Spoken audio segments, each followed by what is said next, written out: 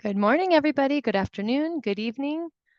Welcome to our 7th and final hydrogen webinar of the Hydrogen and Analytical Tools webinar series. We're just going to give everybody a minute to join us. And for those of you that have already joined, we would love it if you could share with us in the chat where you're from and your organization, if you'd like to share that as well, just for a quick introduction. And we'll get started in 1 or 2 minutes. Thank you.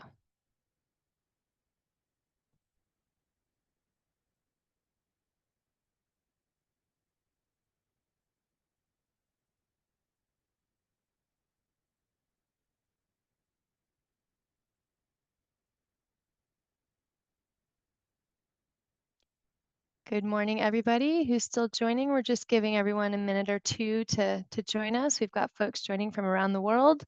So happy to see you here. If you can just introduce yourselves briefly in the chat, that would be great. We'd love to see where everybody's joining from, and we'll get started in 1 minute.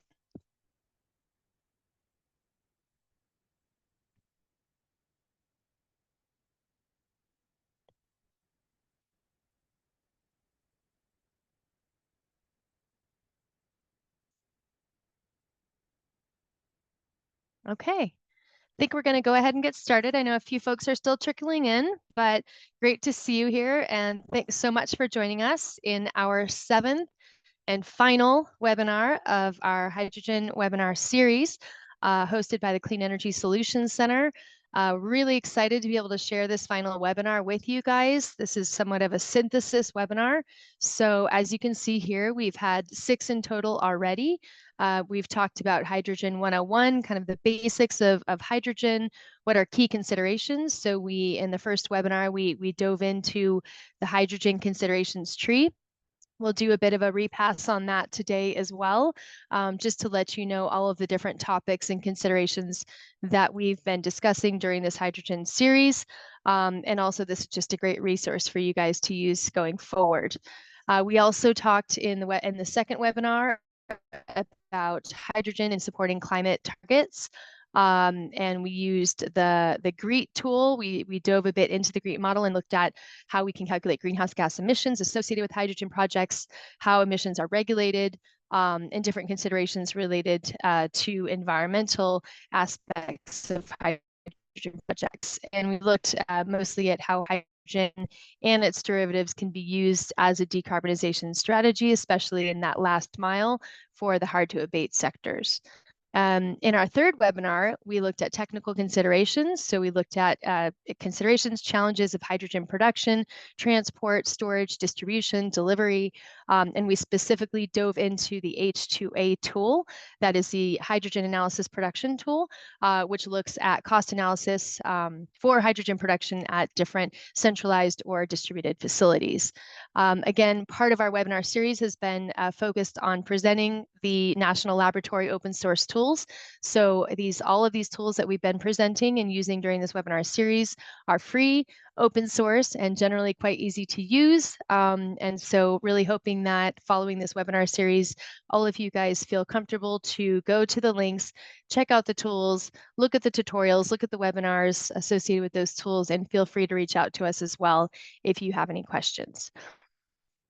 In the fourth webinar of this series, we talked about hydrogen markets. So we looked at techno-economic considerations, both for near and long-term hydrogen applications, not just hydrogen, but also its derivatives, fuels, P2X, whatever you would like to call it. Green ammonia came up quite a bit, and looking at what are kind of these near-term opportunities that we're seeing both for domestic as well as kind of medium and longer-term opportunities and markets for export. So within that webinar, we looked at the Rodeo tool, which is the revenue operation and device optimization tool, which really looks at optimized system design and operation for hydrogen projects. And then we started looking beyond national borders. We started looking at those specific international hydrogen market opportunities in the International Hydrogen Landscapes webinar, where we really dove into kind of policy and regulatory enabling conditions and considerations such as standards, certifications, incentives. We looked at some examples from the US, but we also looked at international examples as well as international organizations such as the IPHE. And then we also dove into some social considerations such as workforce development opportunities and environmental justice associated with hydrogen project development. In our last webinar, we looked at specifically hydrogen in the transport sector, and we looked at tools that can be used for infrastructure planning for hydrogen deployment, hydrogen transport deployment. So really exciting webinar where we dove into how hydrogen plays a role in potentially decarbonizing the transport sector, and specifically using the SARA tool, which is the Scenario Evaluation and Regionalization Analysis tool, which helps to look at optimization of infrastructure development, and investment decisions that can be made based on analysis of alternatives. And now here we are in our 7th webinar of this series.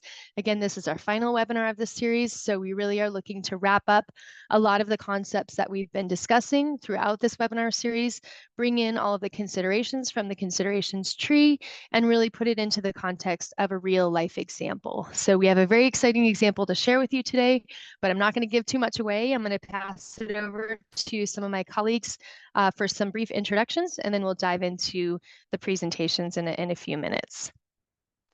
We can go to the next slide.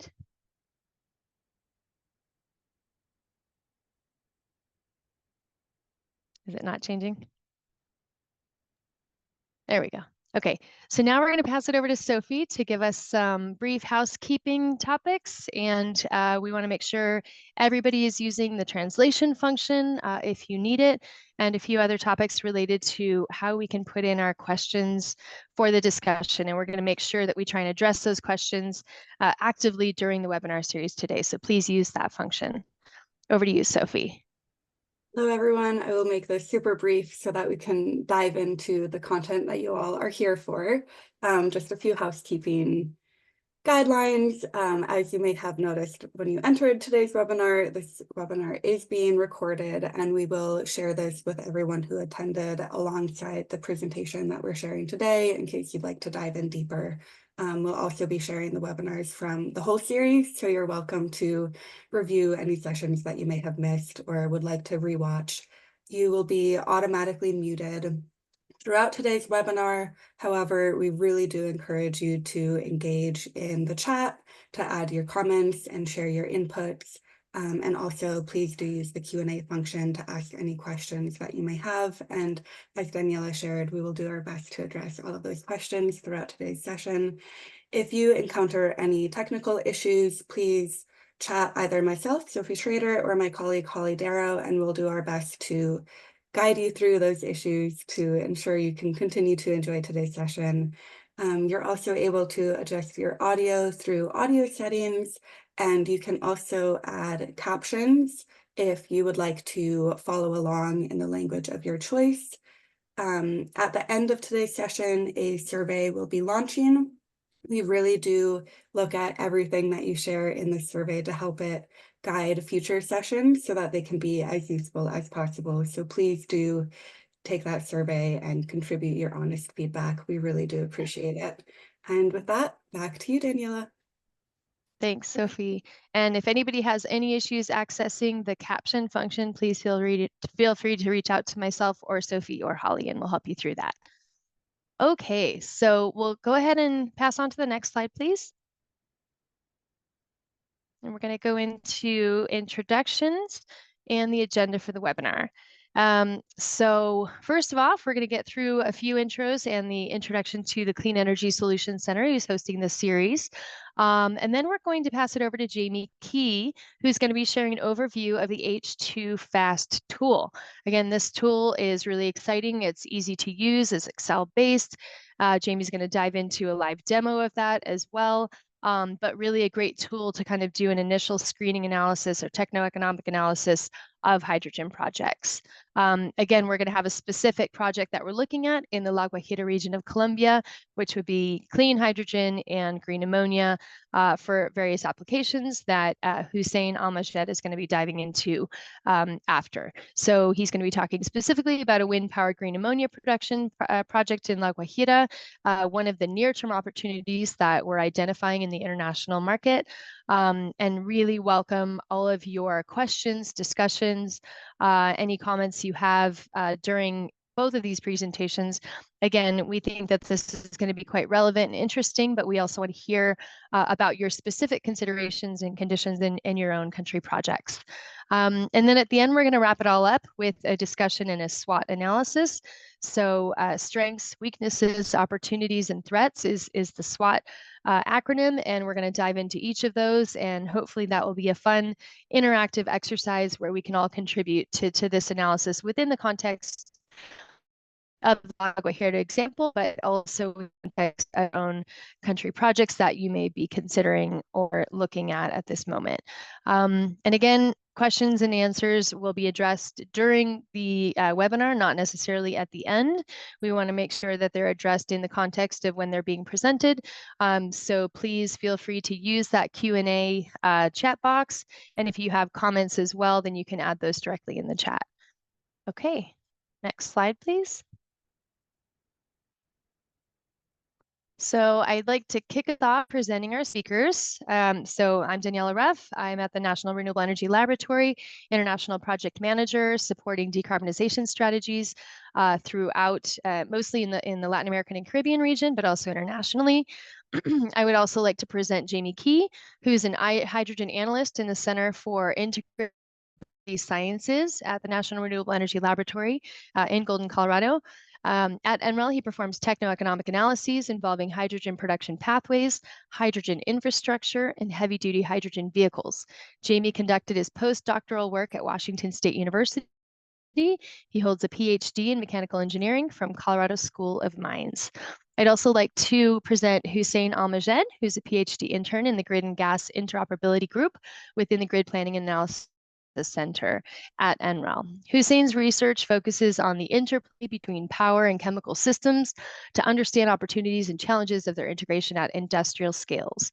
Hussein is exploring several renewable energy technologies in his research, including direct air and ocean capture, CO2 electrolysis, bipolar membrane electrodialysis, and water electrolysis. His current research is centered around the integration of green hydrogen and ammonia with power systems, considering their detailed financial analysis. So really excited for these presenters to be sharing with us today. But before we get started, we'll go to the next slide. And we're just going to have a brief overview of the Clean Energy Solutions Center presented by Aaron Ing. Over to you, Aaron. Thanks. Great. Thanks, Daniela. Hey, everyone. I'm Aaron Ing with the U.S. Department of Energy, and I manage our engagements with the Clean Energy Ministerial and its work streams. I want to first thank you all for joining today's webinar on applying hydrogen knowledge as part of the Hydrogen and Analytical Tools webinar series. I'll try to keep this introduction brief since I hope many of you are returning for this final webinar of this series. But as you may know, today's webinar is brought to you by the Clean Energy Solutions Center. And the Clean Energy Solutions Center is an initiative of the Clean Energy Ministerial, which is itself a collaboration of 29 countries to rapidly increase the deployment of clean energy technologies globally. The Solutions Center is led by the governments of Australia and the United States, and it is operated by the National Renewable Energy Laboratory, which is also hosting our webinar today. The whole idea of the Clean Energy Solutions Center is to support developing governments with the capacity to design and adopt policies and programs to support the deployment of clean energy technologies. Next slide, please. We do that in 3 ways. The first is our Ask an Expert service. And this service is available to any government that needs additional capacity to support a clean energy question or policy issue, and it is available free of charge to developing countries. All you need to do is go to our website and apply to get that question answered. In the history of the Clean Energy Solutions Center, under the Ask an Expert service, we've answered over 300 requests, and we hope to answer yours soon. Another way that we support governments is through training and capacity building. We've done over 300 webinars like the one that we're hosting today, which are also available on our site as a resource for clean energy solutions around the world. And that leads to our last method, and which is our resource library, which not only includes our past webinars, but it also includes other reports, policy briefs, journal articles, etc., to help support the rapid deployment of clean energy technologies globally. I hope you all enjoyed today's webinar, and I hope to see you all at future webinars on this and various other topics. Now back to you, Daniela. Thank you. Thanks, Aaron. We'll go to the next slide. So before we kick off on this exciting synthesis webinar series, I also wanted to talk a little bit about what we've been covering in the previous webinars in terms of the different considerations in the context of the considerations tree that we presented in webinar 1. And I thought it would make sense to kind of revisit this because these are all of the considerations and topics that we've been covering throughout this series. So this considerations tree is quite useful to help us get our head around all of the different not only considerations, but questions that we can be looking at when we're either looking at a potential new project or evaluating several projects or project alternatives to figure out what might make the most sense for your country, for your project, for your region. And so really, you know, kind of just reminding ourselves of all of these key considerations that we're going to be diving into in the context of this specific study today. So we start off with the end use application considerations where, you know, it's very important that we look at, you know, what are we using this hydrogen for, or the derivative for? Are we using it for energy generation? Are we using it for industrial and chemical applications, transport and agriculture? Do we have clusters? Do we have hubs? Do we have, you know, a number of end users or off takers? Do we have an existing market? You know, and really making sure that that's clearly defined what those specific end uses are. We also look at production and energy source considerations. So, you know, do we have the feedstock to produce this? Do we have good, strong renewable energy resources? You know, in the La Guajira region where we're going to be focusing in on is the highest wind resources in the world with some of the highest capacity factors for wind development that we see globally. So really exciting potential for clean hydrogen development via electrolysis.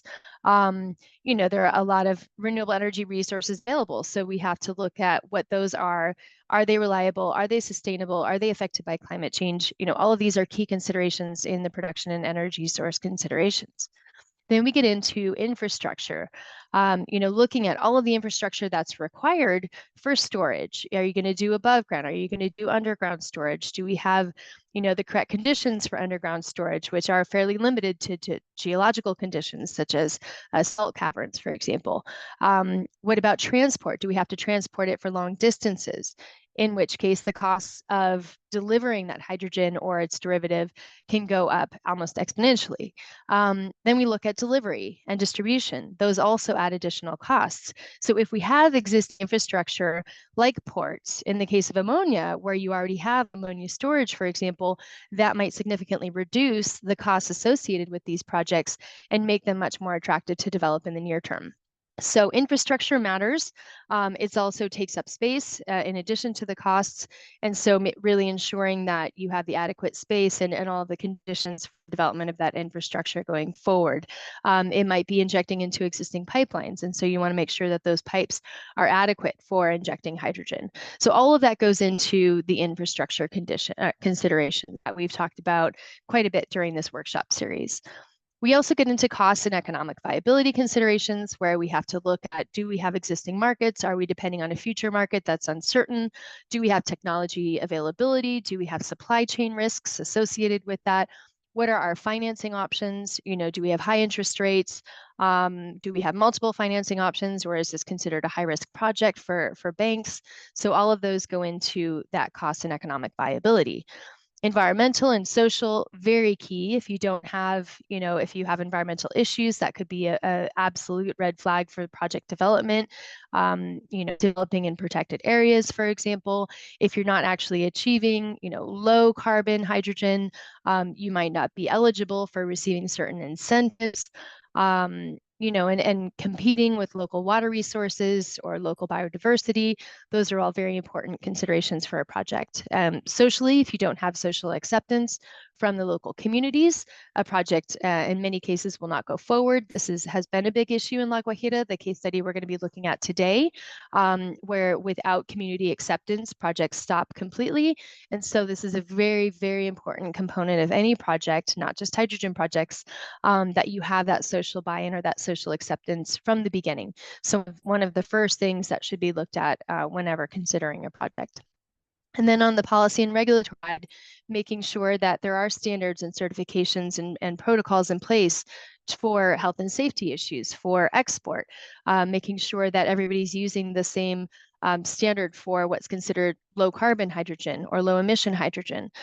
Do you have the policy and regulatory framework in place to allow that project to move ahead? And if not, that could also be a barrier or a red flag. So I just wanted to remind everyone of this constituents tree. And if you want to jump to the next slide, here are a couple QR codes in the case that you would like to access the considerations tree and the associated presentation. Again, this is just a reference for you as you're going forward on evaluating projects to know what questions we should be asking. Have we thought about all of these considerations? Are we going to run into a red flag or a barrier that we hadn't contemplated before? So really this helps serve as a guide for you. Hopefully it's helpful, but also just a reminder of everything that we've covered kind of going through this webinar series as we dive into these specific examples and case study. We'll go to the next slide, please. And so as we're moving forward and considering these hydrogen projects, it's good to also consider where we are in the utilization of hydrogen within the framework of decarbonization strategies. And so, while we're here in 2024, we might not see as much hydrogen development, but it's not just about 2024, it's about 2030 and our NDC commitments. It's about 2050 and our long-term strategies and our net zero targets by 2050. So we really have to look at where hydrogen comes in and in what way each step of the way. So as we go further towards these net zero targets by 2050 that most countries have, hydrogen starts playing a much more significant role as we start trying to address that last mile or those hard to abate sectors. And so we have a lot of tools that help us along the way. And each step of the way, it might be a different kind of a project. It might be, early on, certain kind of heavy transport projects, green ammonia, for example, and then we start getting into industry, and then we start getting into decarbonizing more of the hard to abate sectors, aviation and shipping, for example. And so along each of those steps and each of those different applications, we have different tools that can help us assess the best opportunities and the economic return on investment, the economic viability of the projects, the environmental considerations, etc. So we'll go to the next slide, where we present an overview of all of these tools, just to remind ourselves of all the tools that we've seen during this webinar series. Again, this is a bit of a recap, but within the National Laboratory Network, we have quite a few tools. These aren't even all of them, but these are most of the most relevant tools that for hydrogen analyses and hydrogen derivative analyses. So we can go from integrated analysis to planning and optimization and scenarios, to market adoption, decision analyses, system integration, multi-sector interactions between different sectors and how hydrogen can play a role within those different sectors, supply chain considerations, impacts and life cycle analyses, and data evaluation models, and foundational techno-economic analyses. And so we've gone through all of these phases, and for each of these phases within this pyramid, you have different relevant models that can be applied. Some of the more interesting and highly used tools and models that we have, H2A, is quite accessible, and that was one of the early ones that we presented in this series. Rodeo, Revenue Operation Device Optimization. We also presented the SARA we presented in the last webinar series for transport infrastructure analysis. And now today we're going to dive into the Hydrogen Financial Analysis Scenario Tool, H2FAST, which is a really exciting tool based on Excel, fairly easy to use, and Jamie's going to walk us through that. But something that can be used by a number of end users. It can be used by banks, if they're getting interesting hydrogen projects on their desk and they just don't even know where to start with the analysis. This is a great screening tool. It can be used by project developers. It can even be used by governments to really look at, does this seem like a viable project that we should take seriously? So without further ado, I'm going to pass it over to Jamie to really dive into this exciting tool for us. Hi, everyone. And yeah, thanks, Daniela, for the introduction. Really excited to be here to presenting on the H2 FAST tool, and that stands for the Hydrogen Financial Analysis Scenario Tool. So the tagline of H2 FAST is that it provides a flexible, rigorous financial analysis for a wide variety of hydrogen and non-hydrogen production and service systems. So even though hydrogen isn't part of the name in the H2 FAST name, it's not just applicable to hydrogen. It can be applied to any number of production type systems. And some of the examples that we've worked on this in the past are listed here. So the first three are looking at retail hydrogen sales, hydrogen production, and hydrogen delivery and distribution. This tackles quite a few sectors within the hydrogen value chain and is obviously focused dominantly on hydrogen. But beyond that, you can also look at a variety of different other processes, such as ammonia production, which is going to be shown in the case study that we go into later in this webinar. Then other processes such as methane pyrolysis, EV charging, seasonal energy storage, fleet operations, and can be combined heat and power. As Daniela mentioned, that there's quite a few different users that could find H2 FAST very helpful. And we designed it as such that it's very accessible, very usable, and would be applicable to a variety of different sectors. So for example, some of the model users include system operators, government and policymakers, like looking at how various incentives may impact the state of the art. Equity and debt investors, so banks looking at how to tackle these various investment opportunities, strategic investors, equipment manufacturers, and then academic institutions and national laboratories. So it really tackles a broad audience and it really aims to provide analysis to many of these different users. If we look at the pictures on the bottom right, this is some of the major outputs coming out of the H2 FAST tool. So the first one is cost attribution.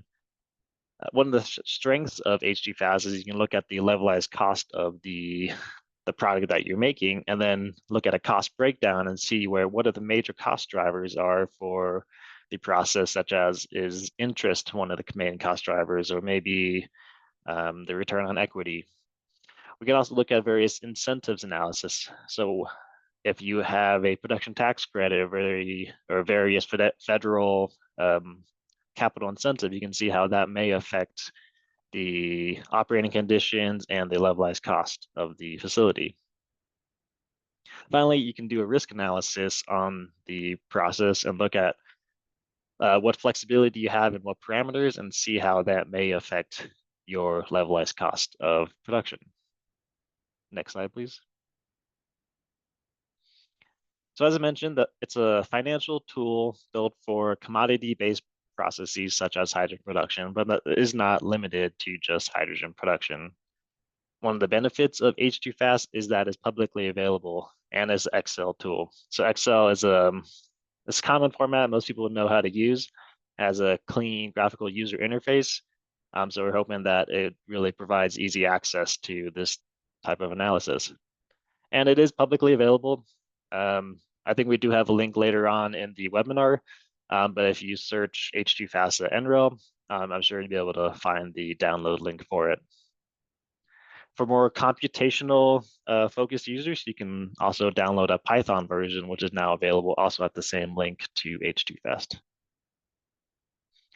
A benefit to the H2 FAST tool is that we're converting engineering inputs such as process flow sheets, electricity usage, capacity factors, and that's all being put into a generally accepted accounting principles, also known as GAAP, financial analysis. So this takes going from broad engineering inputs and then really putting it into financial analysis and really connecting the dots there. The outputs of H2 FAST are including income, cash flow, and balance sheets is really useful for audits and banking institutions that need a lot of detail in the financial calculations. In addition, it's also compatible with the International Financial Reporting System, so it's not just a US-based tool. You can also look at various other metrics that are more relevant to the international community. The H2 Fast tool has two operating modes. One of them is price taker, and the other one is price setter. So for the price taker model, first you set the market price. So say you know what the market price of your commodity is, and then you can analyze what the financial performance might be, such as what is your resulting return on equity. In the price setter mode, instead, you flip it around where you're setting the market performance. So say you are required to reach a certain return on equity, and then you can calculate the price such that you meet that requirement. And this is, in many cases, what we're calling the levelized cost of the commodity. Next slide, please. This is a busy slide, and it's a zoomed out view of the H2 Fast tool. I promise we'll dig into it deeper so you don't have to squint your eyes to read all this text. The main takeaway of this slide is that it's an Excel-based tool, and as you're familiar with Excel, there's 5 different tabs on the bottom shown there. First one is description, and that goes into a high-level overview of the tool, gives some of the release notes and some of the color coding that's relevant to the specific Excel tool. There's also a TEA parameter sheet, which is specific to the ammonia case, but it provides some of the techno-economic parameters that go into the financial analysis. Next is the interface tab. That's where most of the inputs and outputs are going to be input or output. A lot of the techno-economic parameters are input into the tool here, and there's also many graphical outputs that help the user identify or best analyze the performance of the facility. Next tab is overrides. This allows users to put in custom price targets over the years and gives a bit more flexibility to more advanced users. Finally is the report tables, and that's where all the cash flow, income, and balance sheets are going to be for detailed financial reporting. Next slide, please. This goes a bit more into detail into each of the sheets. I won't spend too much time into it since we're going to go into the demo and we'll have a chance to look more thoroughly through this. But if we go from left to right, first we have the TEA parameters. So this is where you specify the operating conditions of the facility, such as the nameplate capacity. So how much commodity are you producing per year? How much power you may require, what capacity factors are available at the facility, and then operating expenses, and maybe you're selling a co-product, so what is the price of that? That all feeds into the interface tab where you could put very specific TEA parameters in, such as what type of operating mode you want, so either price setter or price taker. A few other financial metrics, such as tax structure, looking at tax credits if they're applicable. You can also look at project-specific inputs, such as the lifetime and installation time. And then finally, financing structure, like what kind of debt you're taking on, what kind of interest rates are available, and what type of return on equity you are expecting. That summarizes some of the inputs. And then if we go to the outputs, then we're looking at a lot of different graphical outputs. So you can look at any time series charts, such as inflow of equity over the time of the operating period of the facility, and looking at various risk analyses that you may have sensitivities to. Lastly, the other output is the report tables. Once again, you can look at the various income statements, cash flow statements, balance sheets, and any time series results that may be of interest. Next slide, please. Thank you.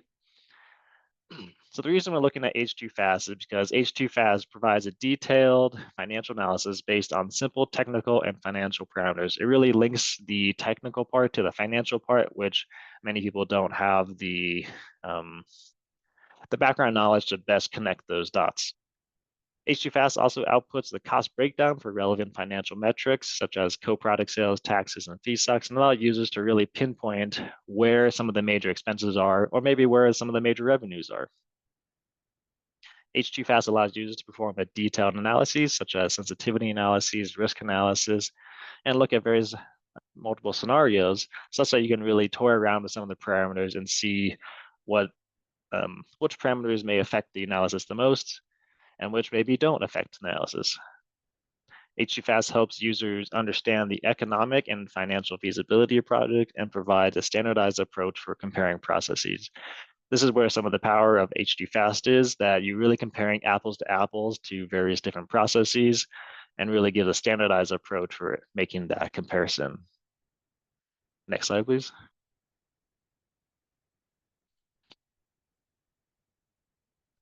And that's the quick overview of H2Fast. Next, I'm going to pass it on to Hussein to give an overview of the case study presented in H2Fast. Thanks, Jamie. And really quick, I just want to make sure, does anyone have any questions in terms of the applicability of this tool to your projects? It'd be great to see in the chat as well, and maybe in the comments, if you think that this tool would be useful for your project, and if so, what kind of a project are you looking at or analyzing, just for a little bit of feedback. And then we can dive into, obviously, much more discussion on this at the end of Hussein's presentation. Okay, over to you, Hussein. Thanks. Thank you. All right, thanks, Daniela. Thanks, Jamie. This was great. So now, moving on from like the overview of H2Fast, let's use the tool to kind of understand how this tool can be applied to a production case study, a specific one. And here we're looking at the wind-powered green ammonia production in La Guajira, Colombia. But before going into the tool, maybe we can talk about kind of the key information that we still need to understand before deciding that we need to use this tool. So if you can go to the next slide, I'm showing here the kind of the demand and the market and the kind of the technical information that you need to understand before diving into this tool, before using this tool. So obviously, we're looking at green ammonia. Green ammonia needs both nitrogen and hydrogen. And one of the key elements that we're talking about here is hydrogen.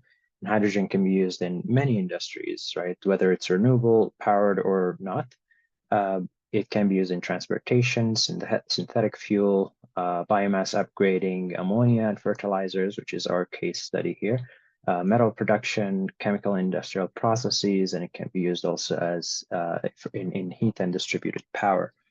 And the key point here is that this hydrogen can be produced by different methods, and conventionally it has been produced by a process called steam methane reforming, in which you basically burn methane to produce hydrogen and emit CO2.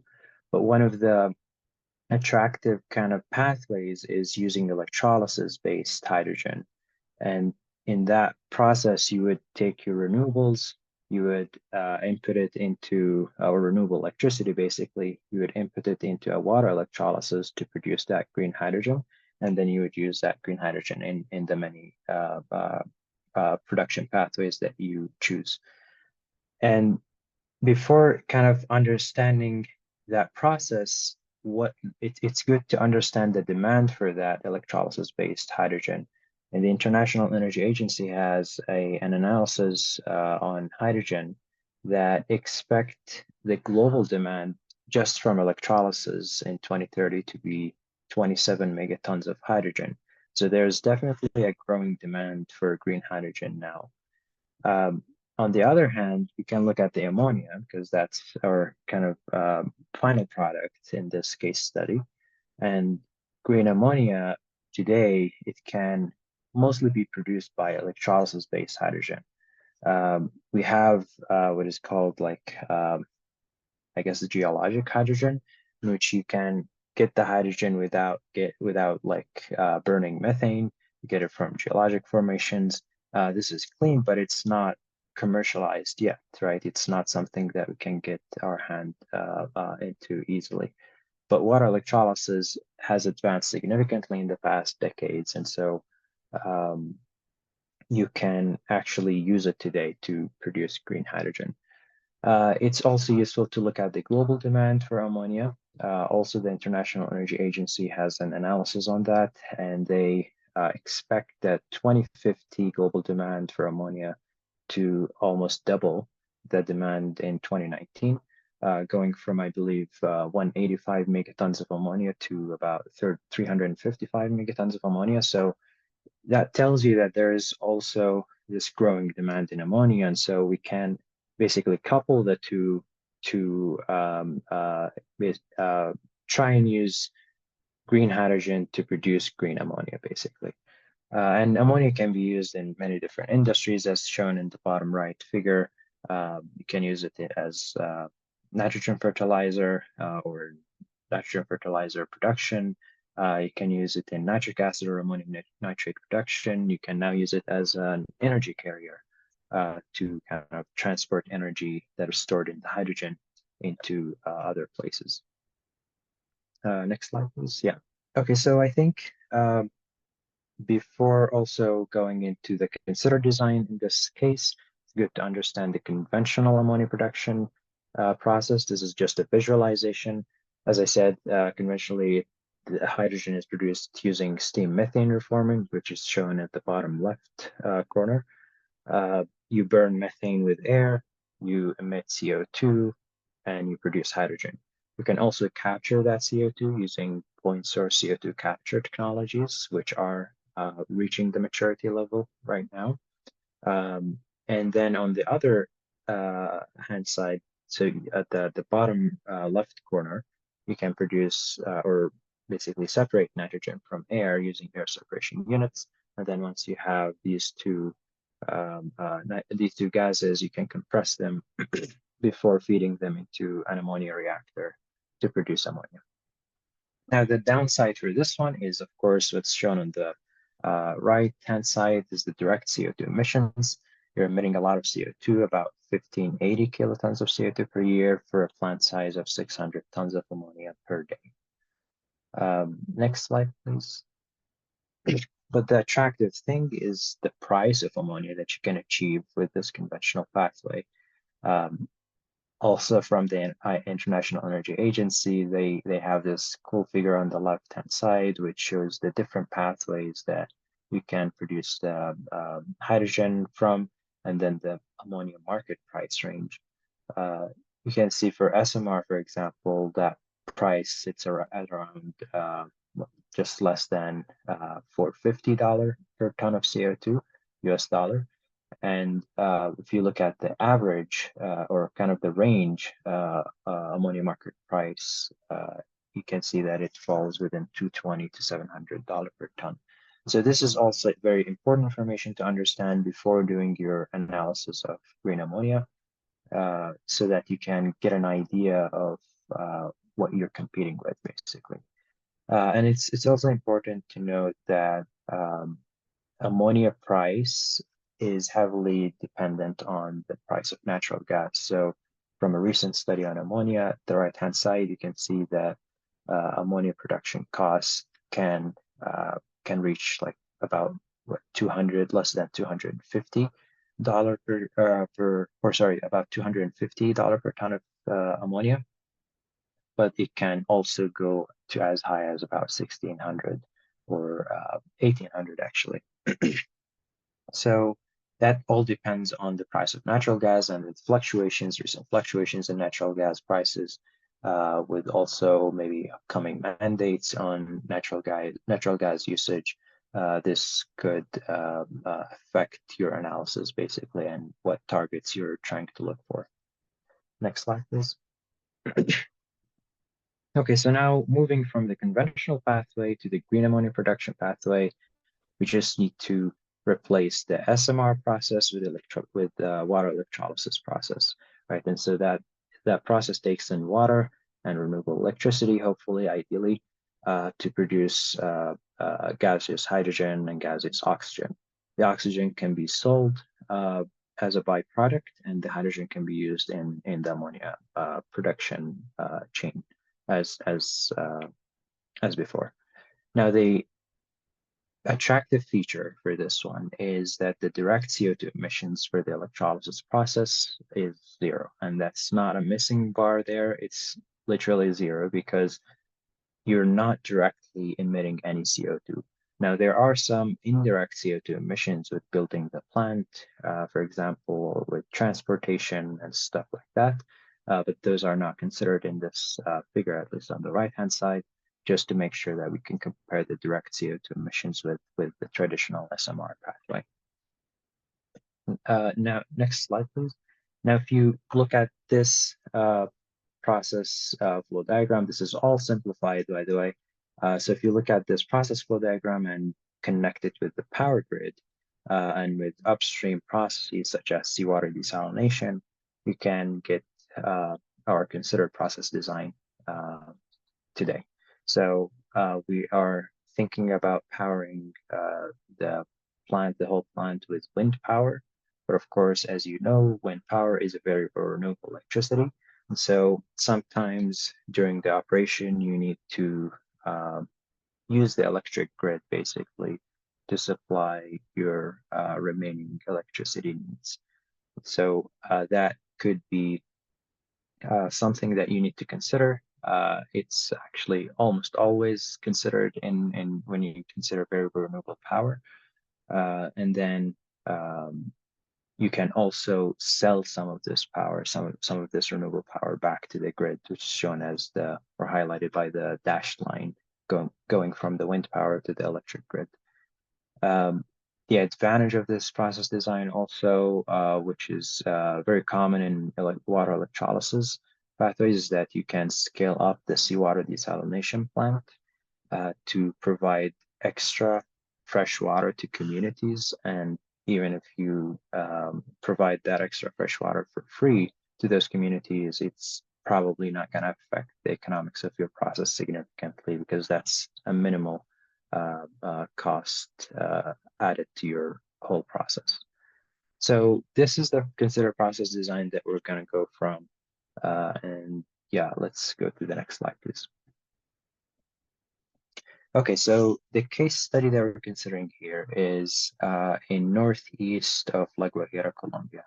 And the advantage here really is the high wind speeds, high wind capacity factor that this region has, but also the like considering that this is a challenging problem, right? It's something that the community in La Guajira, Colombia, have tried to push back in terms of like wind projects, recent wind projects, for example.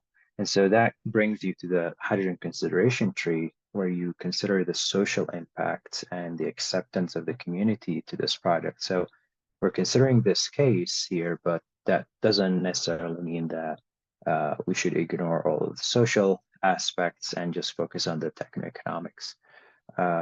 The techno-economics might work, but then the social aspect is actually one of the pillars in this case.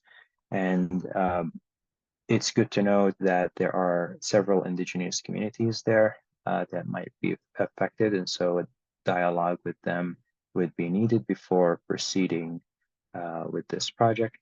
And yeah, and so it's basically an interesting problem that we can look at from the H2 fast lens kind of thing to understand its economic benefits, and then maybe add onto that to provide fresh water to communities, try to connect the electric grid, for example, to that region, and help basically in its growth. Daniela, do you want to add something about this here? Yeah, I can just add in that I think there are also significant workforce opportunities that could be mentioned. And we actually have another tool that we use at NREL called iJedi, which specifically looks at the potential workforce development opportunities associated with clean energy projects. And so we specifically looked at opportunities for workforce development associated with wind projects in the La Guajira region. And that is a really interesting opportunity, not just during construction of the wind farms and all of the associated infrastructure for a hydrogen project and ammonia project, but also for the operation and maintenance and lifetime of that project. So, as we've talked about, early discussions with the communities is key. Understanding what their interests are for the benefits of this project is key. Understanding their concerns, and then also just, getting a sense of, how we can best work with the community to ensure that there are mutual benefits. And some examples that we've looked at, for example, in Canada, that are being considered in Colombia are having sort of partial ownership models where the communities have, up to 15% or more ownership of these projects. And that's really a continuous incentive for the success of these projects, because there is a vested interest, obviously, in the success and continued production and generation of this hydrogen, ammonia, and wind farm projects. So really, there's a lot of huge benefits that can be obtained by the development of these projects. And again, it's just very important to clearly communicate those from the beginning. The La Guajira region is very unique in the sense that most of the region is actually fairly rural and remote, quite a few indigenous communities.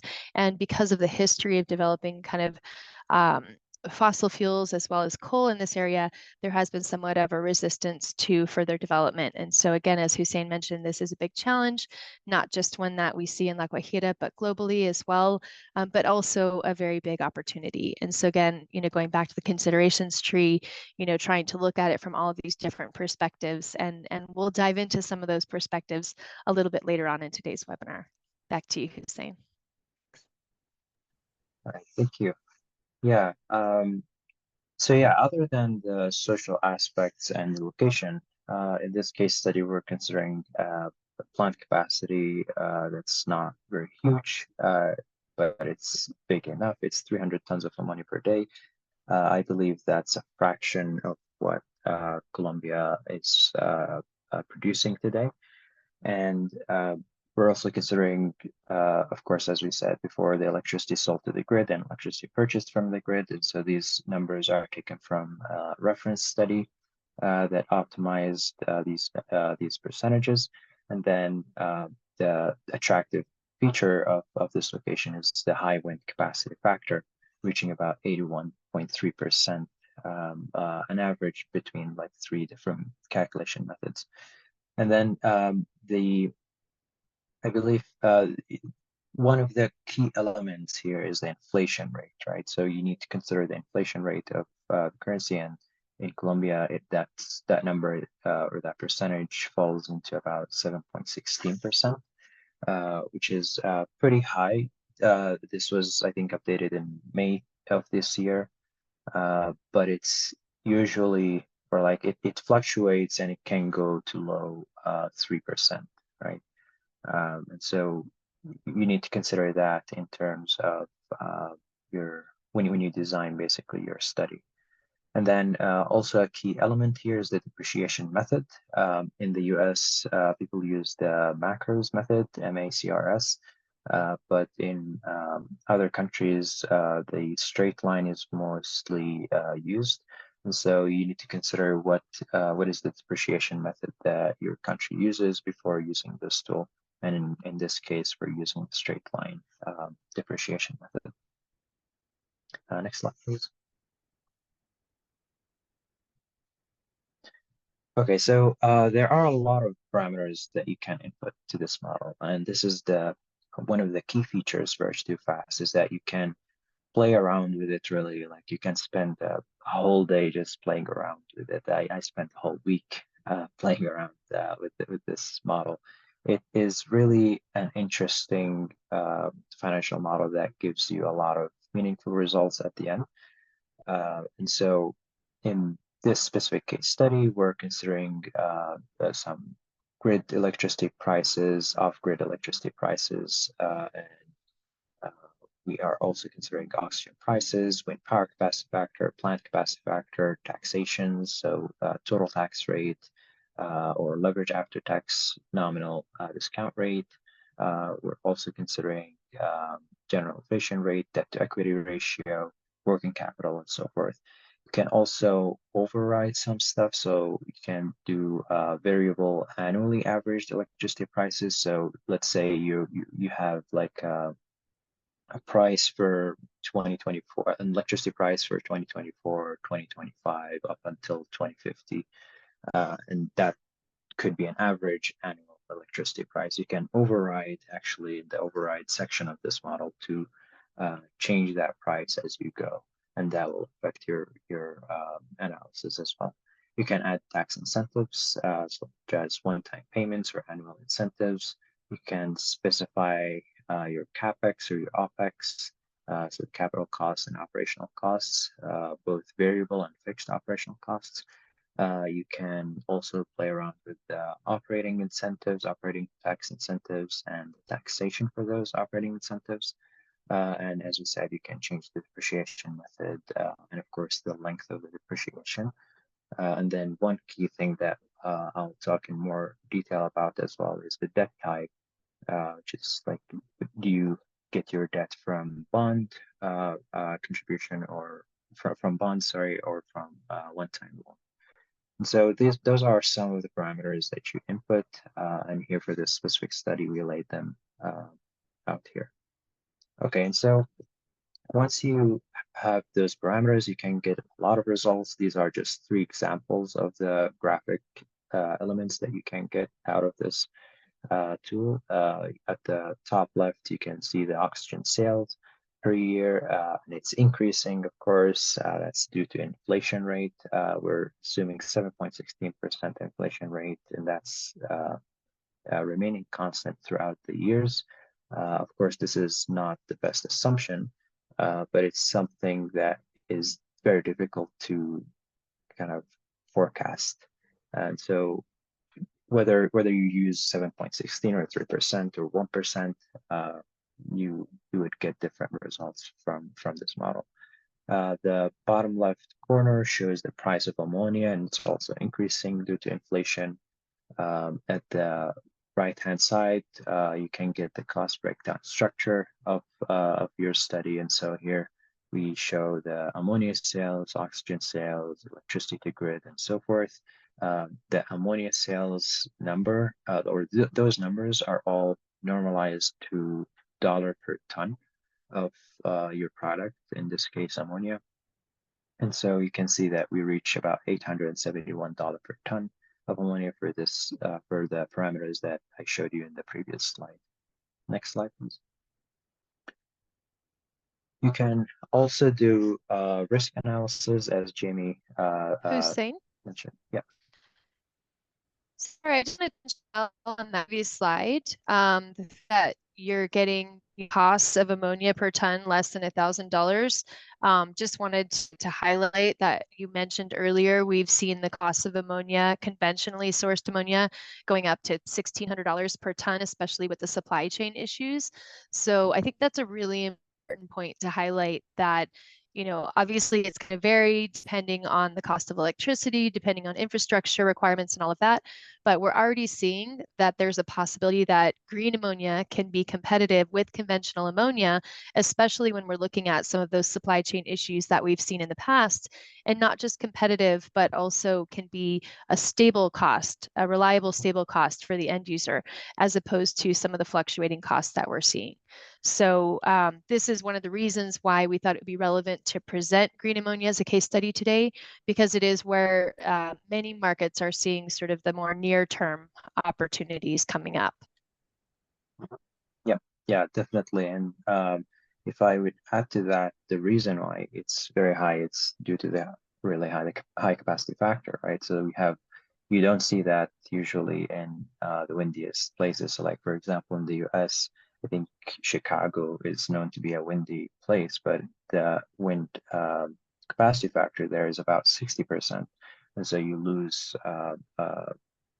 basically advantages when you go to lower capacity factors, because you're purchasing more and more from the grid than you're selling. So yeah, that's a great point to highlight. Thanks, Daniela. So if you go to and also, I just yeah. wanted to, sorry, I just wanted to mention there's a question in the chat as well. And they were asking, what are the other industrial demands for the electricity in La Guajira? Do they have higher rates of return compared to ammonia? I can mention a couple things really quick, and then if you want to add anything, Hussein, in the La Guajira region specifically, it's more residential rather than industrial end users. And the electricity prices are quite high because of the high cost of transmission and distribution. So that could be interesting in terms of selling electricity in comparison with ammonia. However, because there are a lot of transmission issues in the La Guajira region, that's not necessarily something that can be delivered in high quantities. And so the end users for the electricity would not necessarily be as significant as the end users for ammonia, which can also be exported to other parts of Colombia, more agriculturally focused parts of Colombia.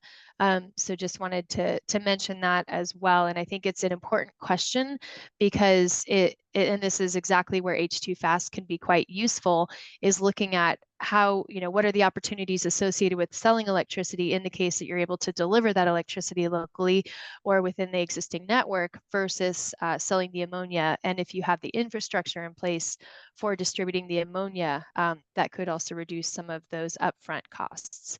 So certainly not a simple answer that's applicable to all places and every location or application.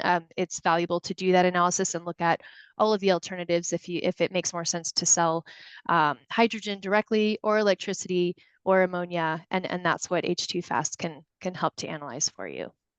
Over to you, Hussein. Yeah, thank you. Yeah, I think this touches upon the question comprehensively, so I don't have anything to add to that. Cool. Okay, so if you go to the next slide, H2 Fast can provide you with some risk analysis, so Monte Carlo risk analysis results. Those are very important because you can kind of evaluate your risk. You can literally, in the demonstration, you might see that you can lower the price of your electricity, for example, by 20%, increase the price of electricity by 50%, and have kind of 3 scenarios. And do the same for different parameters. Here we did it for like 1, 2, 3, 4, 5, 6, 7, 8, 9, 10, 11, 12 parameters. You can do it for as many as you'd like in the interface sheet. And then it would spit out to you the estimated break-even leverage price and the probability for those prices. So you can see it at the left hand side, you can reach about $566 per ton of ammonia, but that's a low probability. The more probable price would be $845.1 per ton of ammonia, and the 1180 would be also a low probability due to the kind of the curve that you see, the Gaussian-like curve. Yeah, and then on the right-hand side, you can see a tornado chart. This is basically the sensitivity analysis that you perform in the interface sheet. You can say, okay, I'm reducing my leveraged after-tax nominal discount rate to 21% from 26%. How does that affect my ammonia price? And you can see that it actually puts it in the range of conventional ammonia prices. So it's $619 or $620 per ton of ammonia, whereas the conventional prices are between $220 and $700. And so you can have a case where you compete with ammonia if you play with the leveraged after-tax nominal discount rate. And you can look at the different parameters as well for the sensitivity analysis. Next slide, please. Okay, so yeah, this is one thing that I wanted to show, which was very interesting, is the inflation rate. Although the inflation rate, like having a lower inflation rate is preferred, and it can give you kind of this stability in price, right? So like it's not changing much, like going from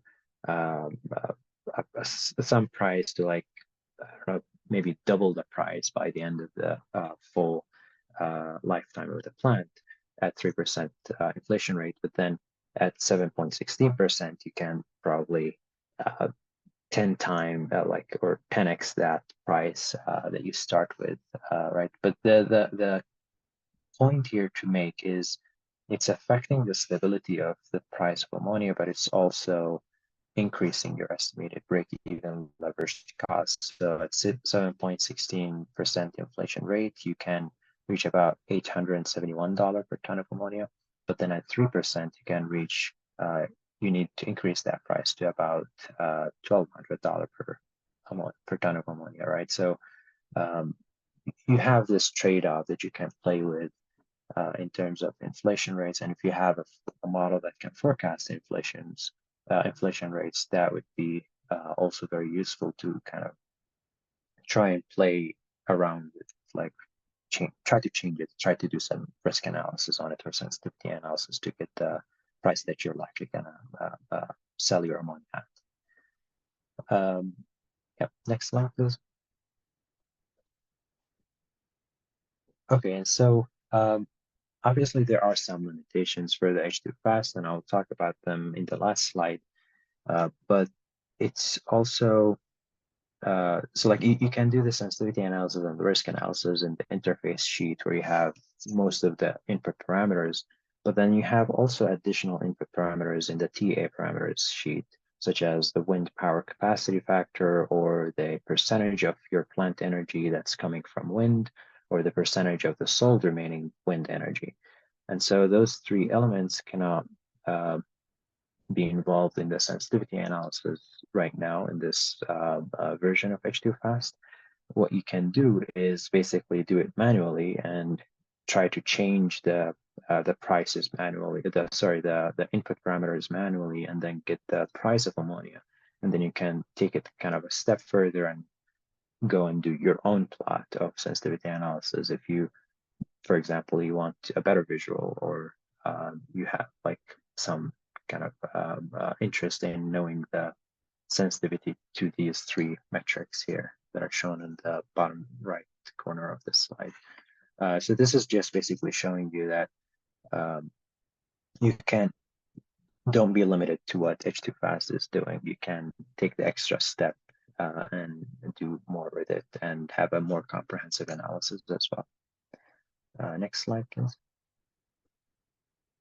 Yeah, and so here we also showed a base of optimistic and a pessimistic in the previous slide, right?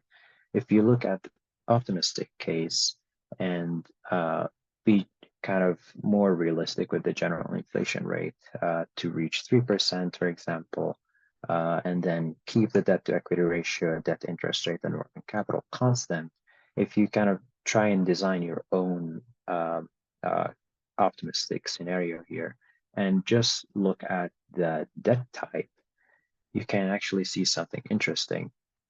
So here I'm showing the investor cash flow, which is basically how much money do investors get per year. And those investors could, as Daniela said, could be the community that you're putting or placing this plant at. So the investor cash flow is basically the investor withdrawals minus their contributions. So in the first 4 years, it will have to be negative because you're investing in building the plant and commissioning it. But then the investor cash flow per year from 2027, for example, in this case study, it is always positive, and it's increasing with some like changes here and there due to like lifetimes of electrolyzer, for example, capex payout and stuff like that. So for the bond debt case, you can actually, with this optimistic case, if you can look at these parameters and say, okay, all of these make sense, you can actually reach a very attractive estimated break-even leveraged cost of about $355 per ton of ammonia, which is very like a very kind of competitive price for ammonia today. But if you look at the next slide, where we change the debt type to a one-time rule, that price increases to 533, still within the conventional ammonia price range, but now you have a better kind of investor cash flow per year. And then if you also, can you go back to the previous slide one more time? Yeah, if you can look at the last year in the investor cash flow, you see this huge negative cash flow that's going back into basically the bond contribution. But if in the next slide, in the one-time loan, that bar is positive. So it's basically going into investors, and you're also recovering your working capital that you added in the beginning of the project. So what this means is that if we can get like a one-time loan with investors from the community, they can really benefit from it significantly and throughout the project lifetime. Next slide, please. All right, so this is the last slide that I'm going to show. This is the main capabilities and main limitations of H2Fast. As we said, the main attractive feature of H2Fast is that it's basically compatible with IFRS, or International Financial Reporting System, and with generally accepted accounting principles. This is basically putting it in a state that is used in corporate finance. And actually, the developer of H2Fast, I talked to them yesterday, and he told me that the awarded projects that involved H2Fast reached about tens of billions. I forgot the exact numbers, tens of billions of dollars. So it's really a powerful tool that you can use for your own project and you can rely on. Banks can rely on it, investors can rely on it when evaluating projects, and also communities can rely on it if they are interested in becoming investors of this project. It has two modes. It can be a price taker or price setter. In this example that I showed you, we use the price setter mode. We basically let the model calculate the break-even cost of ammonia, and then we have also inputted simple process and power parameters, and so that's something that's an attractive feature of H2Fast. It automatically plots important results for you, and it can perform Monte Carlo risk analysis, which is basically a probability analysis to predict possible outcomes. Now, the limitations for this model is that, first of all, it's important to know that this is a finance model. It's not an accounting model. So it looks at the whole year. It doesn't look at like within the year, like per month or per day or per hour. And so there are some kind of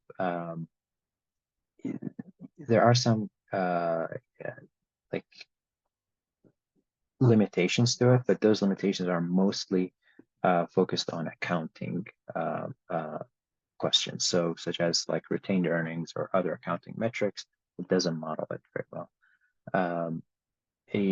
In terms of also the annual changes in inflation rates, if you are able to forecast the inflation rate, there is no way right now that you can change that inflation rate. You can only do sensitivities with it or risk analysis. Or for example, earnings per share, you cannot account for that here. And also in terms of technical metrics, the process and power system assumptions has to be specific. And so it's a design specific model. It doesn't capture like hourly variable electricity, although we know that wind is varying each hour in terms of generation and cost. And so it doesn't capture that, but you can couple this with, let's say, RoadView, for example, which is another tool that can optimize your design and basically use both in terms of, or in order to calculate the levelized cost of your product. Although this is not very recommended because you can, like H2Fast is a very detailed financial model and it looks at the whole year. And so you might be able to just use a discounted cash flow model to do that. It doesn't capture, for example, hourly variable mass flow rates if you're thinking about the process system assumptions here. So it's just like in general, try to kind of be careful on when you can use H2Fast and when you cannot, and obviously do all the kind of the hydrogen consideration tree. That's something that's very important.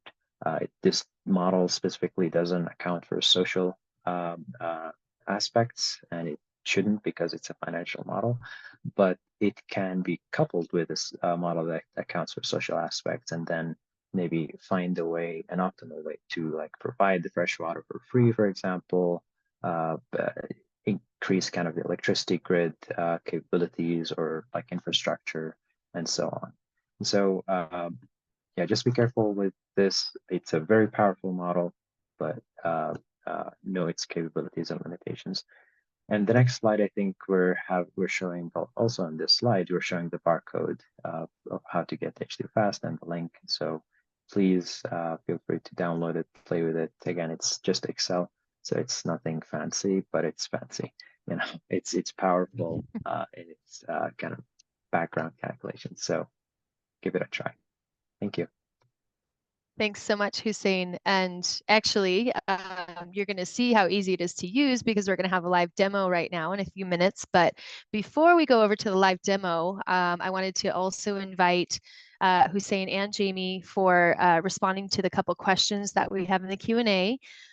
So one is, how much technical expertise the person using this tool should have in order to define all of the inputs of the tool, for example, the capacity factor, etc. Yeah, I can take that. I don't think you need to be I don't think you need to have too much technical expertise, as long as you understand that this renewable electricity is variable. It has a capacity factor, which basically means it operates not at 100%. It doesn't operate 365 days, 24/7. It fluctuates, so it can generate when you have high wind speeds, but it can not generate when you don't have high wind speed. Or for solar, it can generate when the sun is up. It cannot generate electricity when the sun is not there. And so, as long as you know these kind of I would say simple information, I think you should be able to use the model. In terms of like in terms of financial metrics, you would have to do some research. So like in terms of like tax rates, discount rates, or maybe debt to equity ratio, you have to kind of get a feel at least that those exist, and those are something that I should be kind of careful with assuming. I think you'd be able to use the model.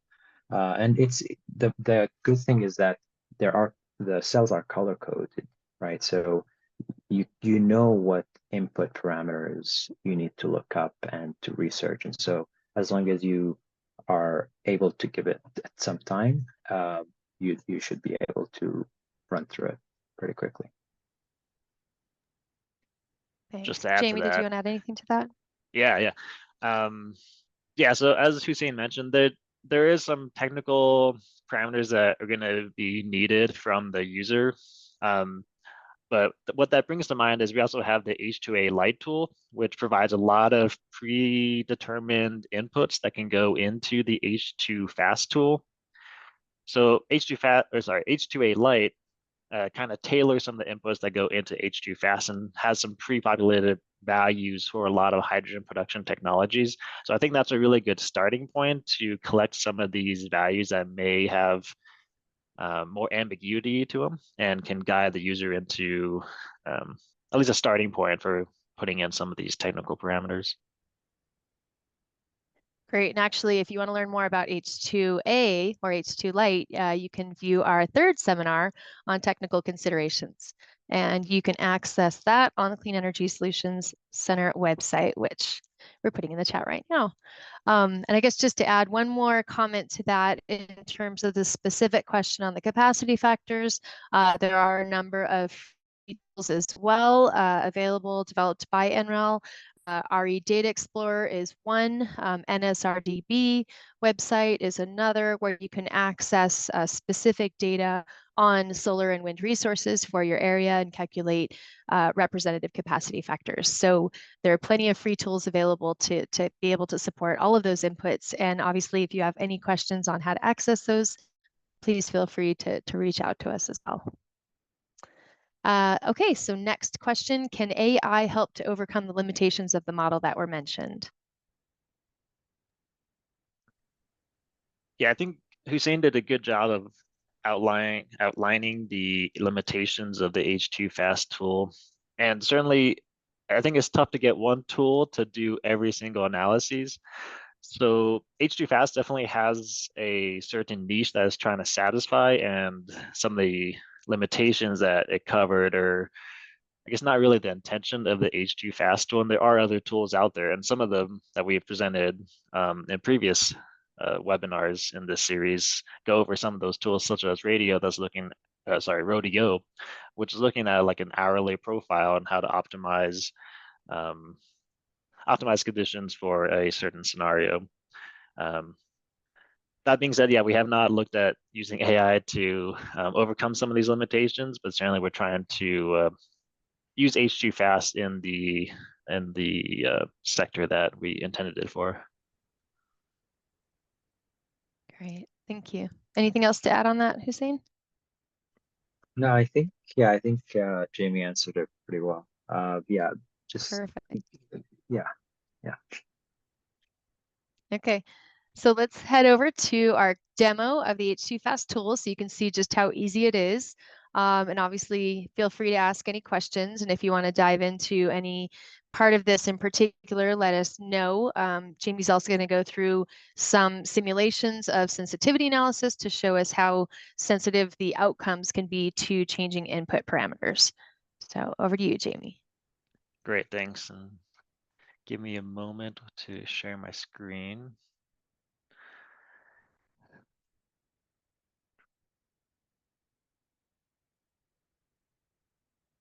Okay, hopefully you are able to see my screen and it is showing the H2 Fast tool. Yes. Great. So on the first tab, we're going to look at the description. This is not anything that you need to read in detail, but provides a top-level purpose, model description, some of the color coding. So all the user inputs are going to be yellow, and then the computed values and key results are going to be in green and blue. So those all have formulas in them, so you don't need to modify those. Next, we're going to go into the TEA parameters. So this is specific to the ammonia case. And here we have a lot of the top level TEA parameters and have the subsequent calculations needed to arrive at various capital costs or operating costs based on the inputs. At a top level, this can be compared to like a process flow diagram where we're looking at the nameplate capacities of each of the different processes, and then what the various flow rates are for something like the desalinated water, offshore wind, oxygen co-production. Based on those, we can get the total capacity of various unit processes within the model, such as the wind turbines and the ammonia synthesis process, and then assign a capital value to each of these values. And these are all taken from various literature values, which you can refer to in these references. That'll, if you scroll to the bottom of the sheet, you can access them there. And then lastly, we put these all into various parameters that end up going into the interface tab. Now, I know this looks complicated at first, but this is just to set the stage for some of the parameters that go into the tool. Next, I'll go to the interface tab. This is where most of the users are going to be interfacing with the tool. So I'll start with the middle column. This readout here is all the top level parameters coming out of the tool. So you can look at the equity nominal internal rate of return. And then another top level readout is the break-even leverage cost. So in this case, we're looking at $500 per ton. If we go to the section below that is where we put in all the parameters. So in this case, we're looking at ammonia, but you can change this as needed. So it's just a text box. We can change it to hydrogen or electricity, whatever process you're looking at.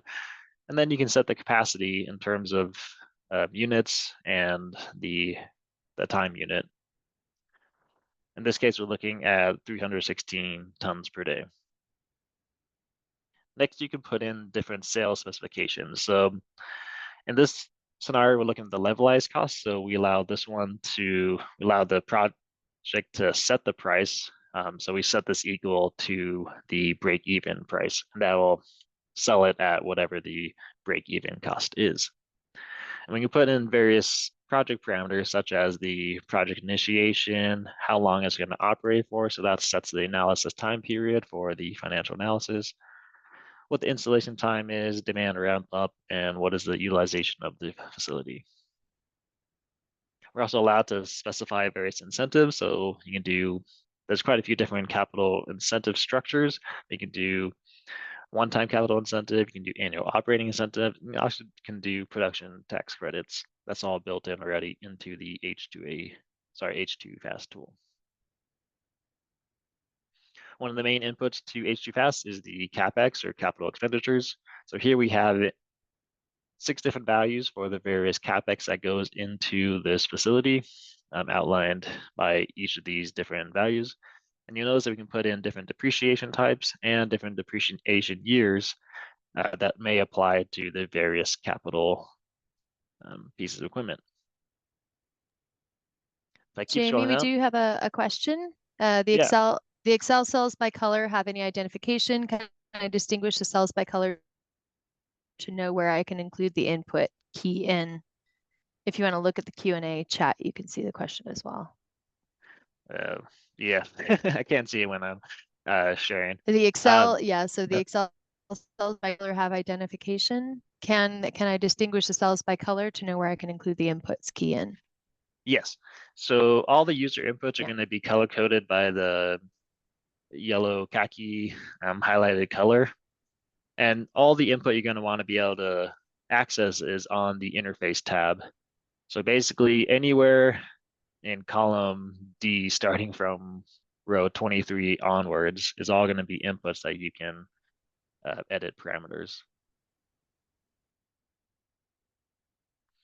And yeah, so the remaining parameters that you can input are the various feedstocks. So here's different feedstocks you can put in. So right now we're considering electricity and variable OpEx.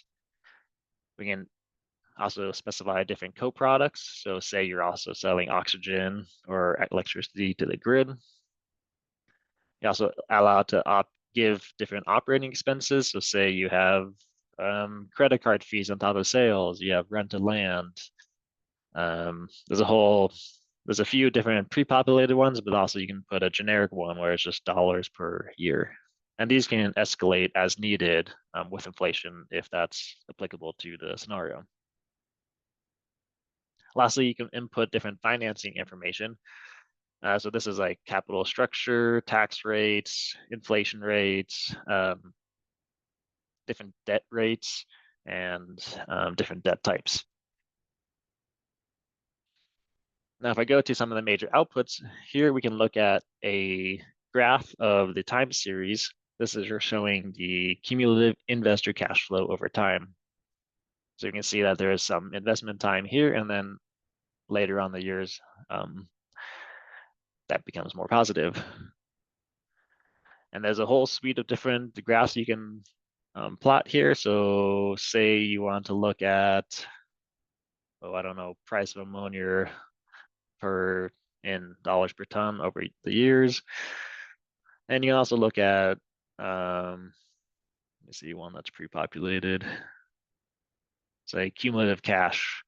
So that's all accessible using this pull down here, and that'll plot the values in that plot there. Another useful graph is the levelized cost breakdown. We can see the cost attribution to each of the various inputs. So you see ammonia sales is the levelized cost there, but you can also look at how much of that is going paying towards electricity from the grid, how much is going towards repayment of debt. You can see this one here is the interest expense from the debt incurred is a huge cost contributor. So that can kind of highlight users to know like, okay, maybe I need to look at different interest rates to get a better levelized cost. The last feature I want to talk about is multiple scenarios, which is really useful for doing a sensitivity analysis. So for any of the parameters that you can input, so say long-term utilization, you can click this button here, which is labeled as multiple scenarios. And this opens up a new panel over here where you can look at as many scenarios that you want to. So in this case, I've pre-populated this with some of the sensitivity analyses that Hussein already had presented. So here is, we're going to look at 3 different scenarios, and we're going to label them optimistic, base, and pessimistic. And so we can populate the values for long-term utilization as 95%, 90, and 60. And then I think I've also populated electricity price, price of oxygen, different financing structures like debt interest rate. What's easy is that the top level parameters are easily readable from the very top. So you can see that for the optimistic case, we have a readout of $500 per ton. And then as we go to less optimistic parameters, you can see that the levelized cost of ammonia increases. And this is all readily available to access at the top of this sheet, and allows you a really quick at glance comparison of different sensitivity analysis that you may want to look at in your own analyses. And then lastly, the report tables is a really useful readout of a lot of the parameters, or I call it outputs, of the tool.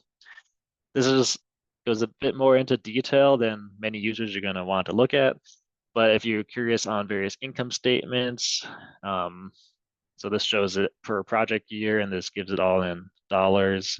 You can look at taxable income per year, a lot of different financial parameters, which I'm not going to go into detail here because it gets quite exhaustive. But all of these readouts are accessible, and hopefully it's easy to read, and certainly happy to hear your feedback on these. Thanks, With Jamie. that, Any questions? Hopefully this now seems like a much more accessible tool to everyone. People always like to see that it's in Excel. It's a format they understand and can use. But what do you guys think? Does that seem pretty straightforward? Was any part of it unclear? Do you feel comfortable approaching this on your own projects and using it at this stage?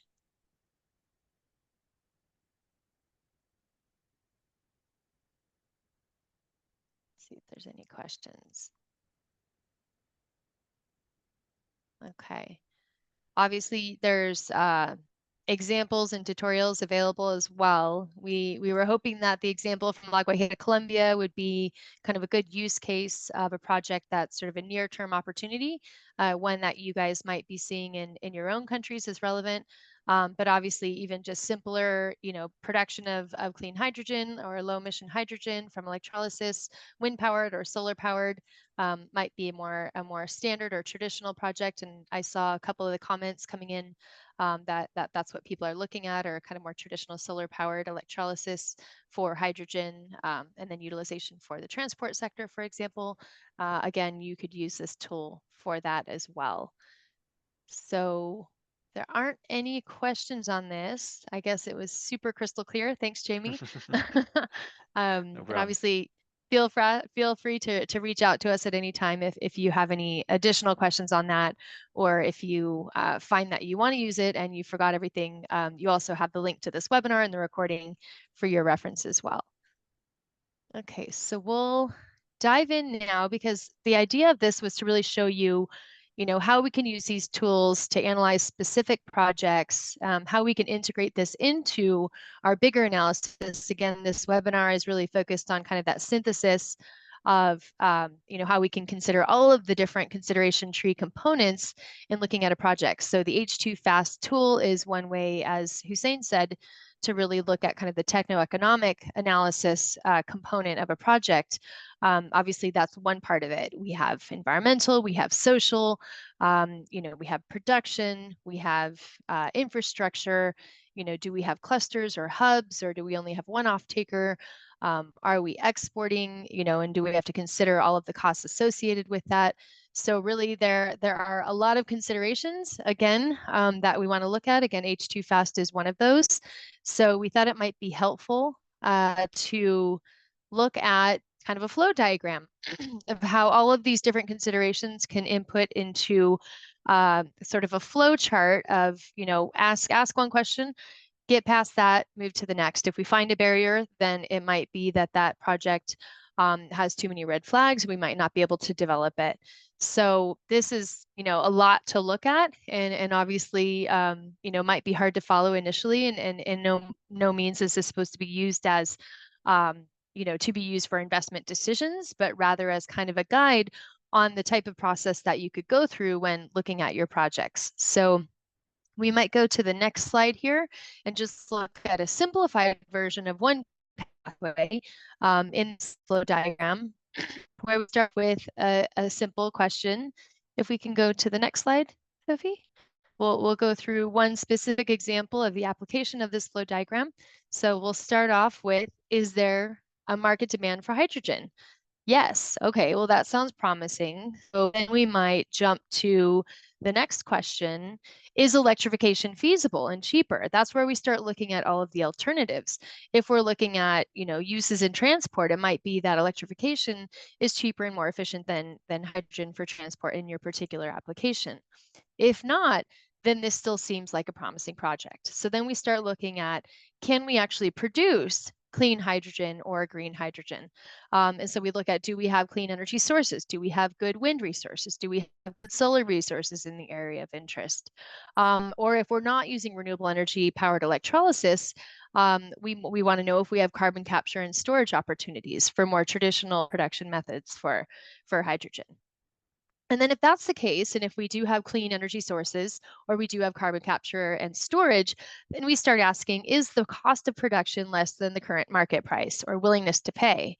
If it is, then that project sounds pretty promising, right? So then we start asking other questions. Are there other cheaper decarbonization activities? For example, if this is part of your strategy or pathway to decarbonize your project or to decarbonize your region or to decarbonize a sector, are there cheaper ways to do that?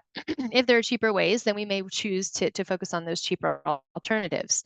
If not, then let's start asking more questions. Let's start looking at, do we have the environmental or social barriers that could potentially prevent this project from going forward? If we don't have any environmental or social barriers, then that sounds pretty promising. Let's start looking at what our demand for this product is. So do we have a local demand for that product? Or do we have to require transport and storage and distribution to go to kind of further markets, especially if we're exporting to other regions or other countries? If there isn't a local demand for that product, then we will start looking at those international alternatives. We might start looking at, sending that overseas, and obviously we have to consider all of the costs associated with that for long distance transport, distribution, delivery, storage, and all of those things. So assuming that there is an international demand for that product, then we start looking at all of those costs combined to that final product, or that final cost to our end user or an off-taker, and with all of those costs included, is it still cost competitive with whatever they would be purchasing otherwise, be it conventional sources of hydrogen or conventional sources of ammonia, or maybe they just are willing to pay a premium because they want to have that low carbon hydrogen or derivative. So if they are willing to pay that cost, or if it is competitive, then we just want to go to the next step, which actually isn't the next step. This is something that should be integrated throughout this whole process, but certainly would be a barrier if it didn't exist. Do we have a regulatory framework in place to be able to develop this project and to be able to make sure that we can go through all of the development phase from installation, construction, operation, maintenance, and continued export? And if all of those things are in place, then we have a very promising opportunity for this project. However, let's go to the next slide. We might go through a lot of these and find that we have one major barrier. So we might say, okay, electrification is not necessarily feasible or cheaper for this particular application. We do have clean energy sources. The production cost is lower than the current market cost. All of those are a yes. We keep going forward. There aren't cheaper alternative decarbonization activities, but then suddenly we realize that there's a huge social or environmental barrier, and that could be a game changer. That could be a red flag, and that could absolutely halt the development of this project. So again, all of these considerations are key. Any of these considerations could be a major barrier to project development. Extremely important to make sure that we, again, go back to that considerations tree, make sure we're asking all the right questions, and then knowing what tools along the way can help us in making those decisions and quantifying the evaluation of those considerations to confirm whether we move forward with this project or not. So let's go to the next slide.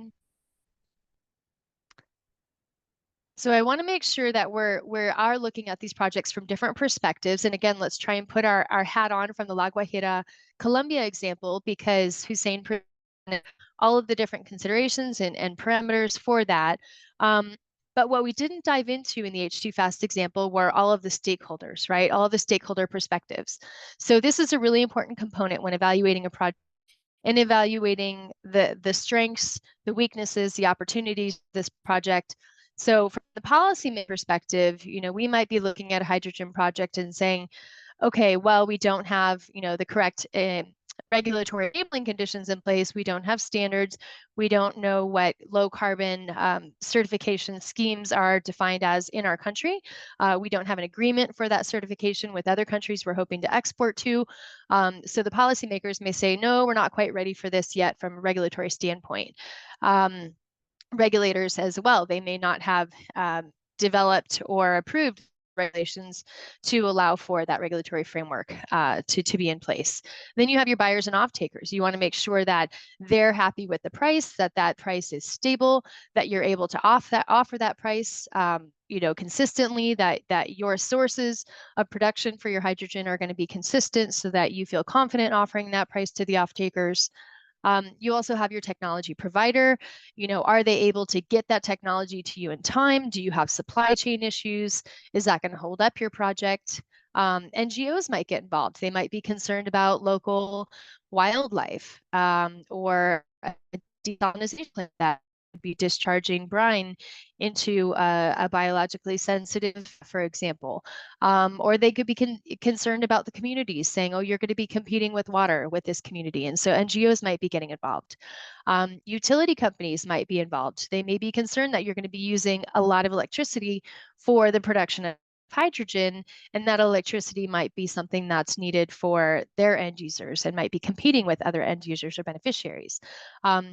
Vice versa, you might have a great agreement with the utility company and they're very interested in this project because it's going to help to regulate some of the demand, and potentially you could produce during peak peak production periods to help kind of regulate on the utility side. From the public financing institutions versus private financing institutions, they may have different tariffs or different rates that they're offering, different financial conditions depending on how long you're going to be producing this project, what your off-takers are willing to pay. Some may be offering better conditions than others, more longer-term loans, and so really, it's important that you speak to different types of financing institutions and evaluate all of those options, and you can use those as inputs into the H2 model to evaluate the financial return on your health and safety organizations might be concerned with the health and safety of these projects. If you have ammonia or if you have hydrogen, again, there are health and safety concerns. You need to make sure you have the health and safety protocols in place to reduce any risks associated with those projects. So it's very important that you consider the perspective of the health and safety organizations and ensure that those are integrated into health and safety protocols. And then obviously the local communities, not to say that this is last and certainly not least, but local communities are one of the most important stakeholders to consider in the development of any project, and ensuring that you have the local buy-in, that you have at least the willingness and interest of those communities to engage with the project, hopefully that they see benefits of the project, and so that early engagement is critical. So we'll go to the next slide. And I just wanted to mention this because we're going to dive into a small exercise right now and actually shift over, and I'll go ahead and share my screen. Okay, let's see. Let me know when you guys can see my screen.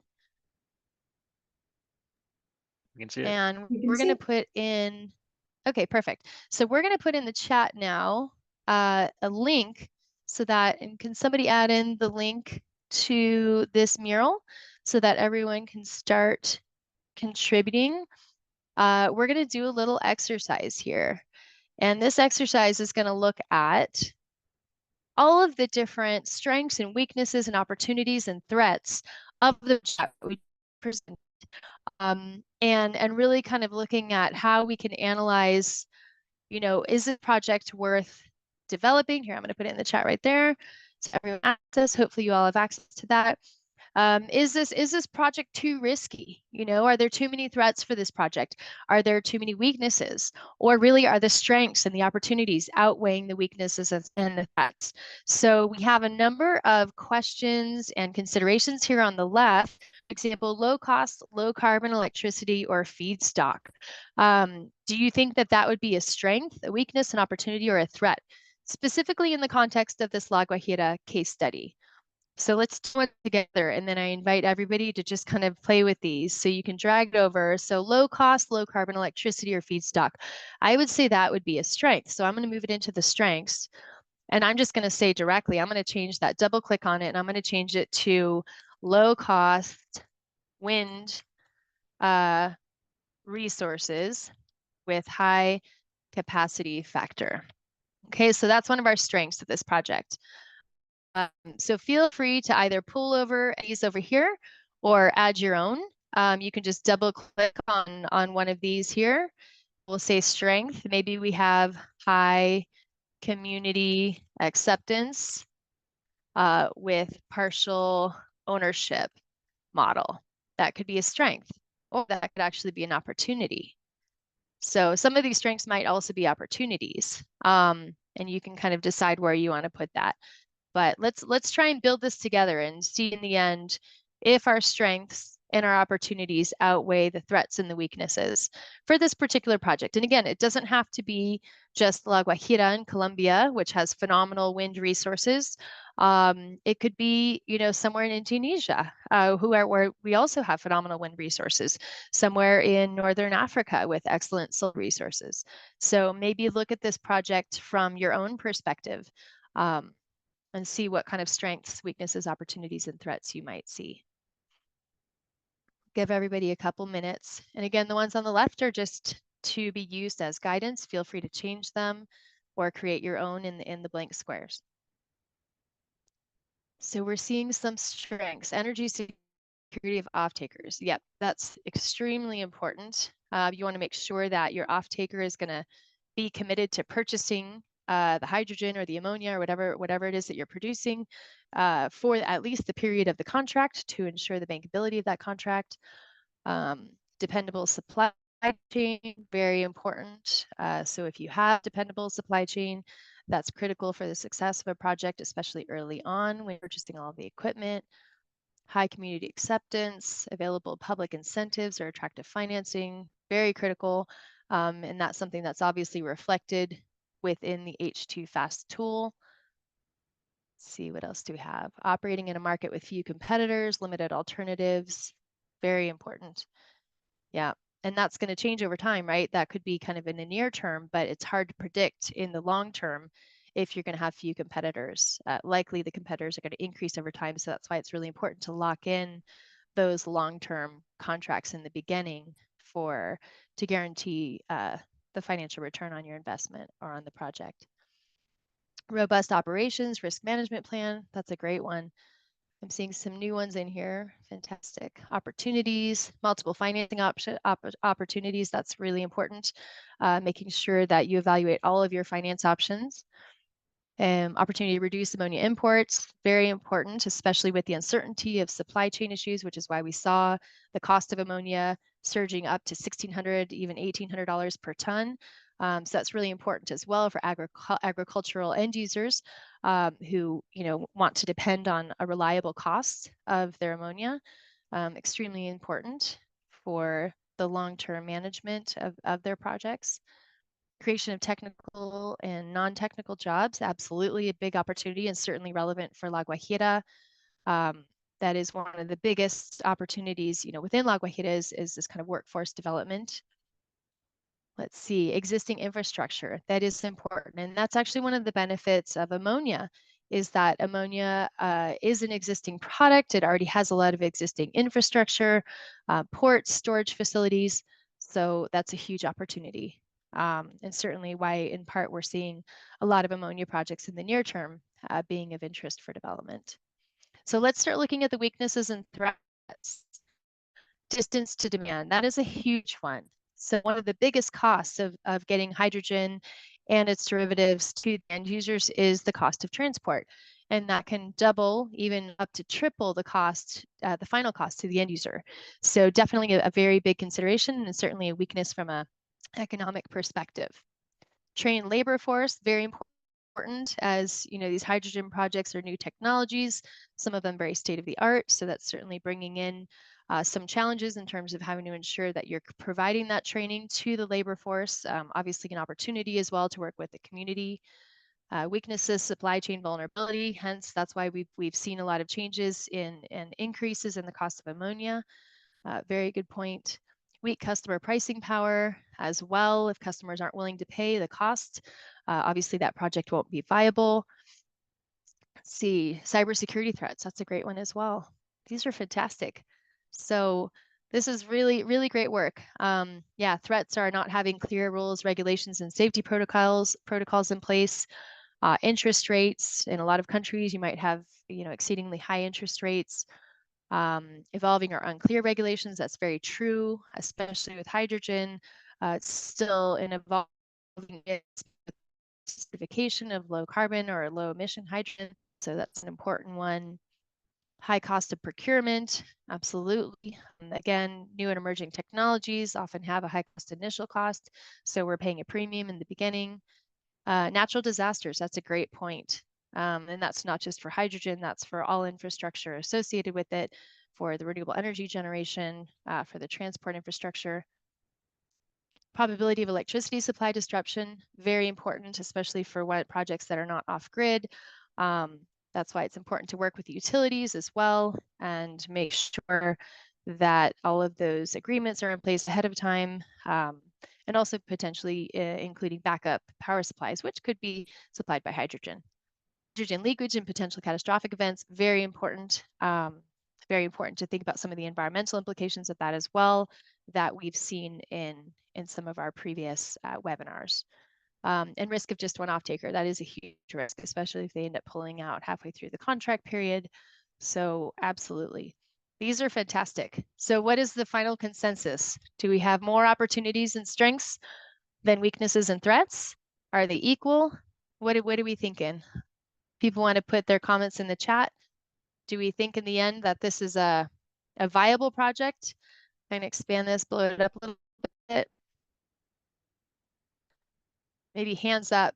Let's do some hands up. How many people think that this project is viable and that we should move ahead with it from everything we've seen in the H2 FAST analysis and in our SWOT analysis? I can't actually see the hands right now. There are 2 hands up. How are we looking? Positive or negative? 2 hands for positive. What about negative? Is this project too risky? Show of hands. Who thinks it's too risky? Hands on that one? 1 hand and a couple thumbs Maybe up. we can write it in the chat. We can say, how about let's do a write it in the chat. Oh, I And see some hearts. hearts. I think the hearts are positive, right? Oh, we got lots of hearts. That's great. Okay, wonderful. Well, thank you guys so much for this fantastic work. And I think we've developed a really great SWOT analysis. Feel free to use this mural if it's helpful on your projects. I think it's always a good way to kick off when you starting to evaluate a project. Obviously, we have the flow chart as well, which can be used to kind of just remind us of all the different questions that we should be asking. And then obviously we have the considerations tree presentation that you can use as a reference. So I think, Sophie, if you can take over again and reshare the slides. I'm not able to stop sharing for some reason. There we go. Perfect. Okay. So I think let's see. Yeah. So I wanted to make sure that you get your feedback on this. Again, hopefully these resources are helpful. We're going to post all of these resources on our Clean Energy Solutions Center website. You can access all of the recordings, all of the presentations. We have QR codes for all of the tools that we presented. We have the QR codes in the beginning of this presentation for the hydrogen considerations tree, which hopefully will be useful for you. And then obviously, if you have any follow-up questions, you can reach out to us either directly to the presenters or at this email, expert@cleanenergysolutions.org. And on the website, we're also going to have all of these recordings and all of the presentations posted for your reference. Hopefully this will be useful for you going forward as you dive into your hydrogen projects or as you continue with your hydrogen projects. Again, everything we presented is open source and is free. That's one of the most important things that we can provide as the National Laboratory Network is all of these amazing resources and tools that you can access and use as you evaluate your projects going forward. So thank you guys so much for joining us in this webinar series. We hope it was useful. Again, please stay in touch. We really look forward to hearing how everything goes with your hydrogen projects along the way. And then please don't forget to fill out the survey with the last few minutes that we have. And maybe Sophie, if you just want to put the QR code for the survey up again, just in case anyone wasn't able to get that. Thanks, everyone. Really appreciate you joining us, and please join us on any future Clean Energy Solutions Center webinar series. It's great to have you here. Daniela, these slides and recordings are available, right? Yes, absolutely. All of them are available, and we'll be sending out for everyone that registered for these events, which should be all of you. We'll be sending links to be able to access those in case you weren't able to get them with the link provided already. So thanks, everyone. Have a great rest of your week, and thanks for joining us.